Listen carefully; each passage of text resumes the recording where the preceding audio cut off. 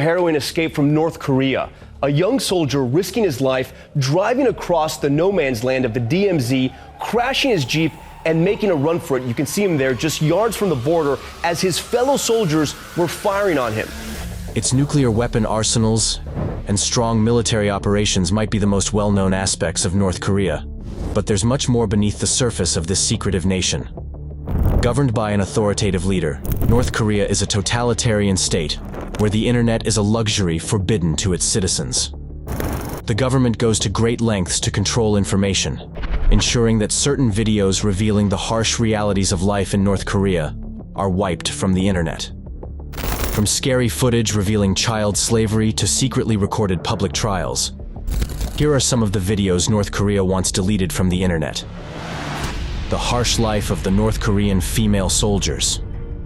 In 2015, North Korea made military service mandatory for women aged 17 to 20, requiring them to serve until the age of 23.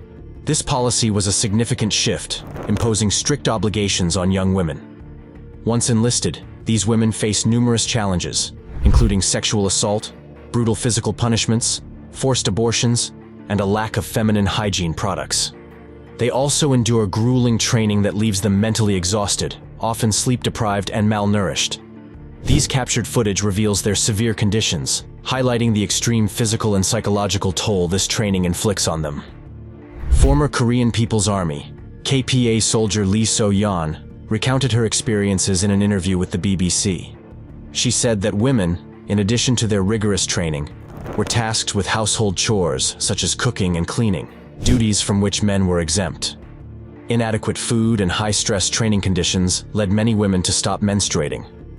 Those who did menstruate had to reuse sanitary pads, washing them secretly to avoid the men's scrutiny. Showers were rare due to a lack of hot water, forcing women to use hoses that sometimes spewed frogs and snakes. This environment severely hindered proper hygiene. Sexual assault and rape were rampant within the military ranks. Lee mentioned that, while she did not personally experience sexual violence, many of her comrades did. She described how company commanders would stay in their rooms after hours and repeatedly rape female soldiers. This abuse went unchecked, creating an atmosphere of constant fear and helplessness. Pregnancy posed another significant danger for women in the military. Blamed for pregnancies, women resorted to dangerous methods to abort. These included tightening their stomachs with army belts, taking anti-parasitic drugs, or jumping off and rolling down hills. The fear and desperation led to tragic outcomes, with reports of fetuses being found in army toilets. Such actions highlight the extreme measures women took to conceal pregnancies and the severe risks they faced.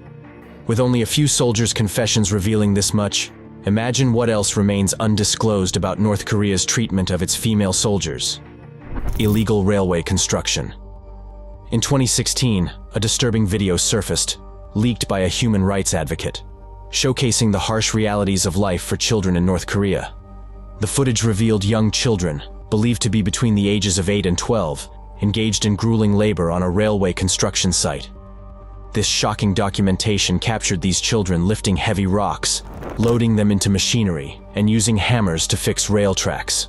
The labor is relentless, with these young laborers working up to 10 hours a day under severe conditions. The video, filmed using a hidden camera, offers a glimpse into the extreme child abuse occurring in North Korea.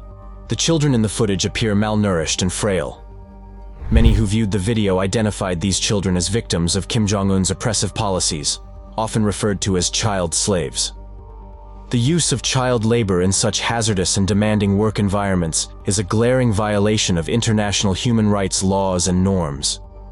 North Korea's totalitarian government, known for its stringent control over information and ruthless suppression of dissent, goes to great lengths to conceal such egregious abuses from the international community.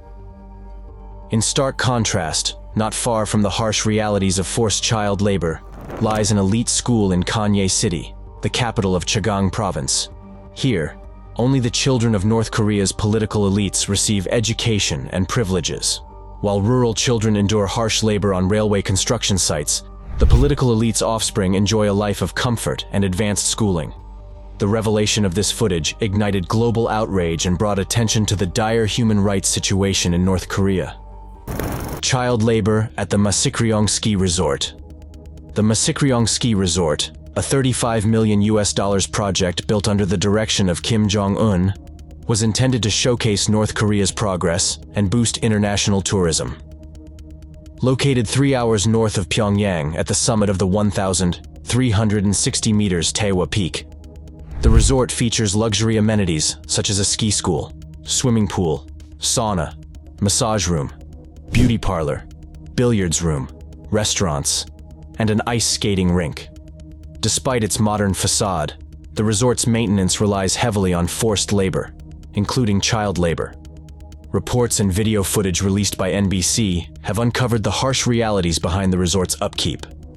Thousands of men, women, and children are seen working in blizzard conditions, using rudimentary tools like sticks, pickaxes, and makeshift shovels to maintain access roads and facilities. Contrary to the sophisticated snowplows and machinery typically used in ski resorts worldwide, these workers are depicted crouching by the roadside, hammering at the frozen surface to keep the resort accessible for elite visitors. Among these laborers are children as young as 11 or 12 years old, highlighting the severe exploitation and human rights abuses perpetrated by the regime. The term Masikryong speed emerged as a propaganda tool, symbolizing the breakneck pace at which the resort was built in under a year, a point of national pride. However, the reality for the laborers is perilous, especially for the children involved. Despite the regime's claims that the resort would attract 5,000 elite visitors daily, including high-ranking officials, reports suggest that the actual number of guests falls significantly short. Instead, the slopes are primarily populated by suffering civilians tasked with the relentless labor required to keep the resort operational. The interrogation room. Torture and inhumane treatment in North Korea are tragically commonplace, particularly for those caught attempting to escape the oppressive regime. A harrowing video reveals a woman in a secret interrogation room, punished brutally for trying to flee to China. The footage shows her enduring severe abuse, revealing the inhumane treatment inflicted on those who dare to seek freedom. Another video depicts a man in a similar situation, bound and blindfolded, undergoing interrogation. With his hands tied behind his back, he is at the mercy of his interrogators, who show no restraint in their cruelty. From the moment of arrest through trial and detention, individuals are subjected to continuous acts of cruelty. This applies not only to those who commit ordinary crimes, but also to those repatriated after attempting to flee to China. The lack of freedom of movement and expression in North Korea means that even the mere desire to escape or speak out can result in severe punishment and torture. In the case of those caught escaping, the punishment is particularly harsh. Interrogation sessions are designed to break the spirit of the detainees, employing methods that are psychologically devastating. In addition to psychological torment, North Korean authorities employ a range of physical torture methods, further amplifying the suffering of detainees. Interrogation sessions often involve assault and forced maintenance of excruciating positions like pompu, where individuals are compelled to hold the same position for prolonged periods. The barbarity extends to kneeling torture, where prisoners endure agonizing pressure on their legs from wooden sticks. Water pouring, electric shock, and fire torture are also commonly employed, inflicting unimaginable pain on those subjected to them. These shocking depictions of torture in North Korea highlight the urgent need for international awareness and intervention. North Korea empty airports.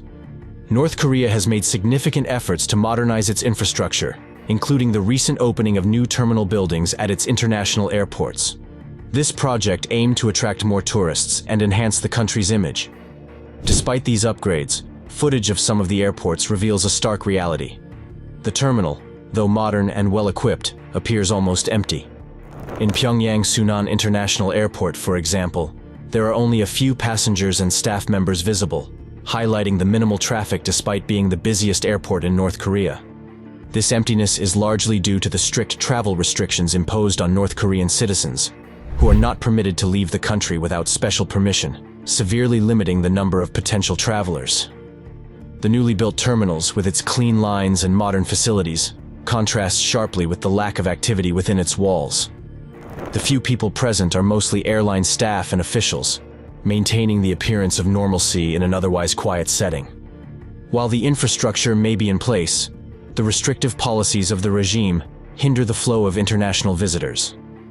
Ultimately, the nearly deserted airport highlights the broader issue of North Korea's isolation from the rest of the world. While the physical structures may suggest a move toward modernization, the reality within its borders tells a different story. Fake Pyongyang traffic lady. Snapping their heads from side to side and marching into the roads in close-fitting blue uniforms and black heels, the traffic ladies who marshal vehicles at the intersections of Pyongyang are indeed an emblematic image of the North Korean capital. The recruitment process for these traffic ladies is highly selective and meticulously controlled by the government. They are recruited once they are 17 years old, and they must leave the role if they marry. Although a compulsory retirement looms at just 26. Potential candidates are often scouted from schools or vocational training centers, where they undergo rigorous screening based on physical appearance, loyalty to the government, and family background.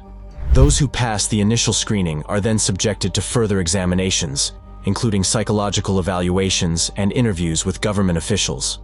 The country places great emphasis on finding candidates who exhibit unwavering devotion to the leadership of Kim Jong-un and possess the discipline necessary to carry out their duties with precision and obedience. Upon completing their training, the newly minted traffic ladies are assigned to intersections throughout Pyongyang, where they carry out their duties under close supervision from government minders. Despite their striking presence, North Korean traffic ladies do not mainly control traffic. They serve majorly as mere symbols of order and discipline. Their choreographed movements are designed to create the illusion of a well-regulated society under the watchful eye of the government. A traffic lady's confession of exhaustion and fatigue in an interview showcased how stressful the work is. But she explained that, despite the physical and emotional strain, she persevered, driven by a sense of duty and reverence for the supreme leader. Well, we do know that in a country where a simple mistake can be met with severe punishment, her loyalty was not just a choice but a necessity for survival. Public trials for watching foreign movies. Now, it is no longer news that in North Korea, severe human rights violations are a daily reality, and the punishment for seemingly innocuous activities can be shockingly severe. A disturbing video captured by a brave student reveals the harrowing consequences of watching South Korean dramas. In a public trial, students are accused of sharing and watching such forbidden content, a crime deemed threatening to the government's control over information. The footage showcases the country's form of justice, where young individuals are sentenced to prison camps for indulging in entertainment deemed subversive. The brave act of recording and sharing this footage sheds light on the pervasive fear and repression that define life in North Korea, calling attention to the urgent need for international action to address these gross violations of human rights. In another shocking revelation captured by the BBC, 2 teenage boys in North Korea were sentenced to 12 years of hard labor in prison for the seemingly innocuous act of watching a South Korean series. The footage, distributed for ideological education and as a warning to citizens, shows the regime's increasingly draconian stance on such incidents. A narrator in the video highlights the state propaganda, condemning the decadent recordings from South Korea and vilifying the teenagers as destroyers of their own futures.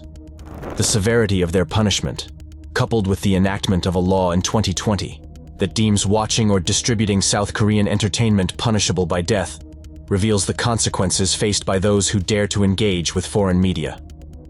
All right, it's time for our subscribers pick. Take a look at these images. See that soldier signaling to stop? It is not just a random gesture. It might just be the best advice you'll ever receive if you are planning a trip to North Korea or intending to cross their borders. Trust me, you don't want to be next in line for a surprise vacation behind bars. Anything is possible, even if you're a tourist in North Korea. One moment you're taking selfies in your lodge hotel room, and the next moment you are arrested and asked to confess to being a spy. And before you know it, your video is all over the internet, and your face suddenly becomes a part of the videos North Korea wants deleted from the internet. We are not saying this to scare you, but unless you've got wits like that of Matthew Miller, it's best not to venture. But, all said and done, the choice is yours. Would you like to give a vacation to North Korea a chance? Share your answers with us in the comments section. The story of Otto Warmbier. Otto Warmbier, a promising American college student, embarked on what was meant to be a 5-day group tour of North Korea in January 2016. He checked into the Yanggakdo International Hotel, a prominent accommodation choice for foreign visitors in Pyongyang. However, what began as a seemingly routine trip turned into a nightmare that captured global attention. Warmbier's life took a tragic turn when he was accused of committing a seemingly minor offense during his stay. Reports suggest that he attempted to take a political propaganda poster from a restricted area of the hotel, an act considered a serious crime in North Korea. This seemingly innocuous act landed him in a highly publicized trial. During his trial in March 2016, Warmbier made a tearful confession, admitting to the charges brought against him by North Korean authorities. He was subsequently sentenced to 15 years of hard labor in a North Korean prison camp. The severity of his punishment shocked the international community and raised questions about the fairness of his trial and the treatment of foreign detainees in North Korea. For the next 17 months, Warmbier languished in captivity, his health deteriorating rapidly under the harsh conditions of the North Korean prison system. Tragically, in June 2017, Warmbier was suddenly released from North Korea and flown back to the United States in a coma. Warmbier's return to America sparked a flurry of media attention and renewed calls for action. It was revealed that he had fallen into a coma shortly after his sentencing, allegedly due to a severe case of food poisoning and a lack of proper medical care in North Korean custody. Despite efforts to save him, Otto Warmbier passed away on June 19, 2017, just days after his return, leaving his family and the world mourning his untimely death. His tragic death and experience perfectly explains the brutal realities of the North Korean prison system and sparked widespread condemnation of the regime's human rights abuses. Life at the North Korea prison camp. Otto Warmbier's sudden death must have brought some questions like, what really happens at the North Korean prison camps? To your mind? Well, life in North Korea's prison camps is nothing short of suffering and despair, based on several footage obtained over the past few years.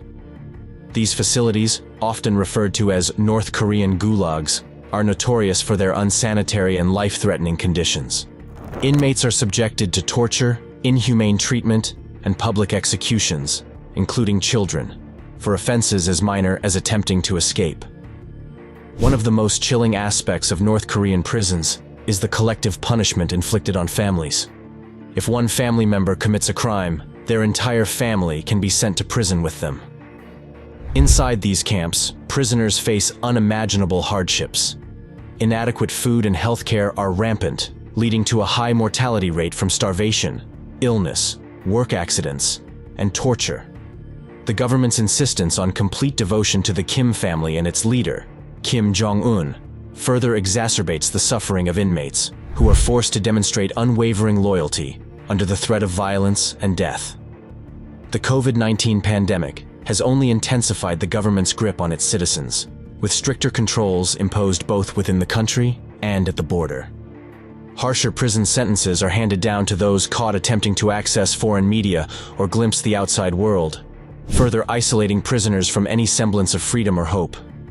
Violence and abuse are endemic within the prison system, with survivors recounting tales of rape, sexual assault, and forced abortions.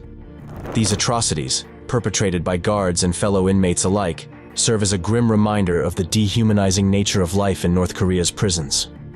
Despite the government's efforts to conceal the truth, testimonies from survivors tell the stories of the horrors endured within these camps.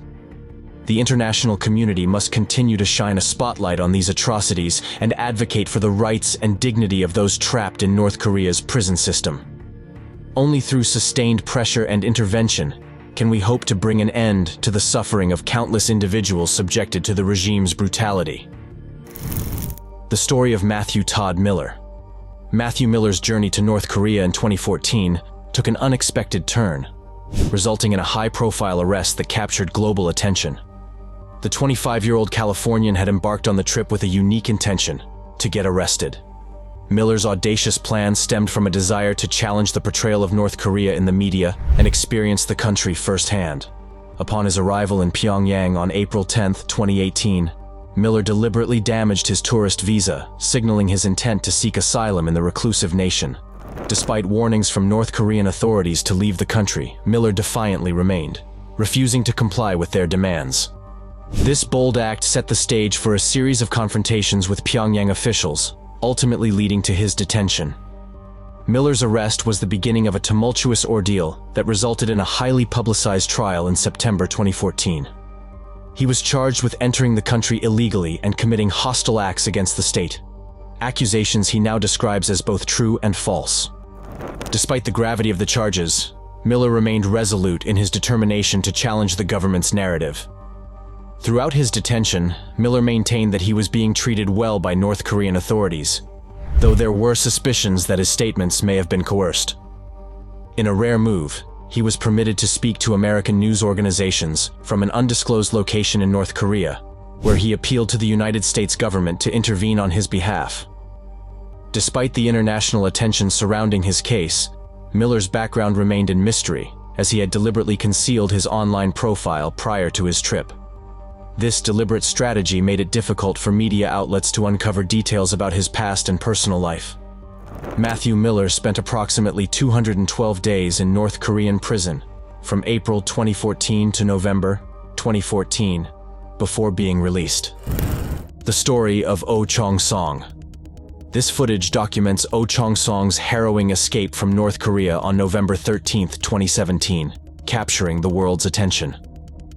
As he raced towards the military demarcation line, MDL, separating North and South Korea, with bullets raining down around him, he crashed his car, losing a wheel in the process.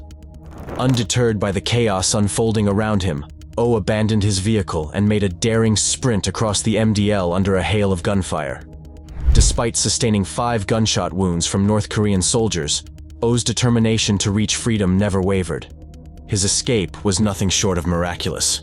O Chong-song managed to break free and stagger across the border into South Korea, his body battered and bruised. As he collapsed onto South Korean soil, he knew that he had achieved the impossible. He had escaped the clutches of the oppressive regime that had held him captive for so long.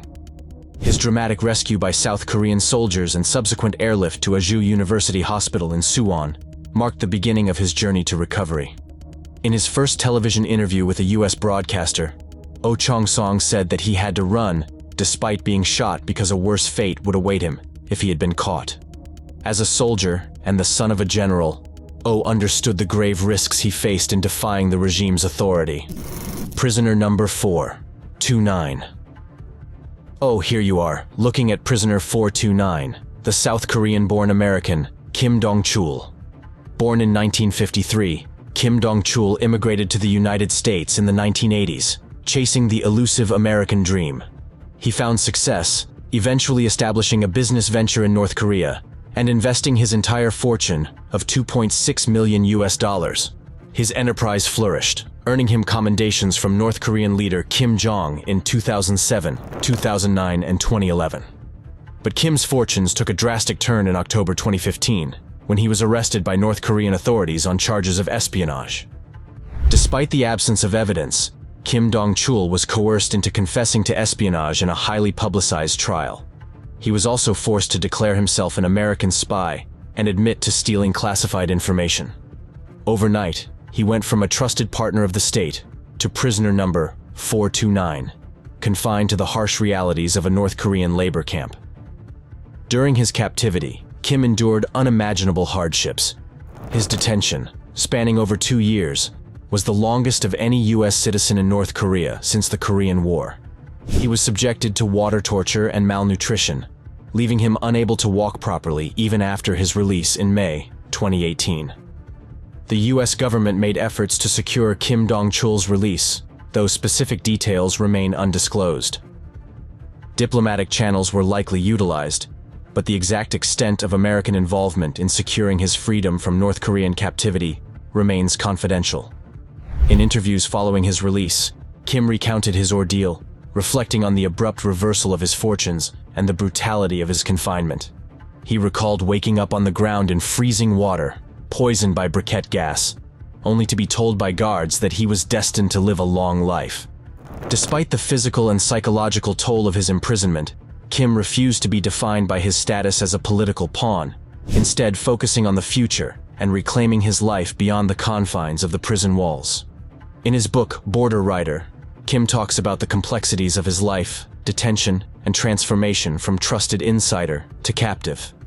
His story raises questions about the nature of power, betrayal, and survival in North Korea. And that's all for today.